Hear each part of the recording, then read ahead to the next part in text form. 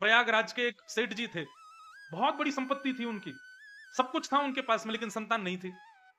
तो वृंदावन गए, वृंदावन से एक युगल सरकार ले आए और उनको लाकर के अपने घर में विराजमान कर दिया और उनका नाम रख दिया कुंज बिहारी। अब गांव के सब लोग आते, उनका दर्शन करते।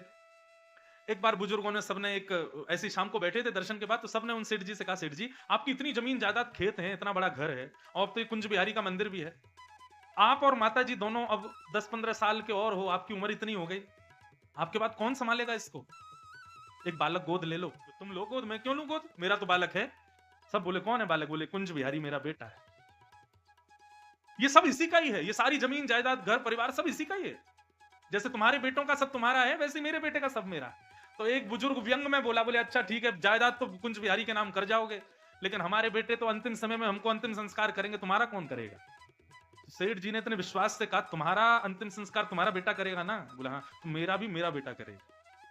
सब हंसने लगे, बोले कि ये तो सब मनगढ़ंत बातें। बोले मनगढ़ंत बात नहीं, मुझे विश्वास है, और बाकी जब समय आएगा तो मैं तो देखने के लिए रहूंगा नहीं, तुम ही लोग देखना, मेरे मेरे कुंज बिहारी बेटा, कुंजो बेटा आएगा। और समय जब आया, उनका अंतिम समय, 10-15 वर्ष बाद जब उनके प्राण निकल गए, सब गांव के लोग इकट्ठे हुए, बड़े प्रेमी थे, सब लोग उनके पास गए, सबने उनकी अर्थी आदि सजाई, सब क्रियाएं करने लगे। रास्ते में सब सोचते जा रहे थे, भाई संस्कार कौन करेगा इनका?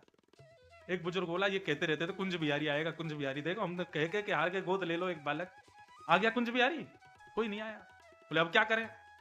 तो अर्थी के पीछे करीब 10-15 बालक रोते रोते चल रहे थे, छोटे छोटे बालक, और सब रो रहे थे, सेठ जी अब हमको दूध कौन पिलाएगा, अब हमको रसमलाई कौन खिलाएगा?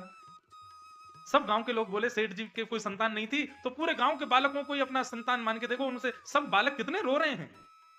सबने कहा भैया इनमें से एक से इनका संस्कार करा दो। बाकी के सब बालक तो गांव के थे, एक बालक दूसरे गांव का लग रहा था।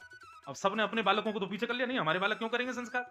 एक बालक खड़ा, बेटा एक काम करो, तुम ही संस्कार कर दो। बोले जो आके।